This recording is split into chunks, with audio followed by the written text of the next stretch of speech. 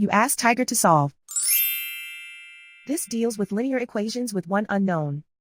The final result is n equals 20. Let's solve it step by step. Simplify the expression. Expand the parentheses. Simplify the arithmetic. Group all constants on the right side of the equation. Add 16 to both sides. Simplify the arithmetic.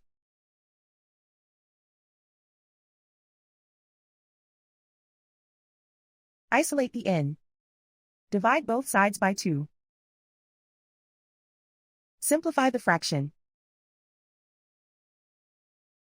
Find the greatest common factor of the numerator and denominator. Factor out and cancel the greatest common factor. And so the final result is n equals 20.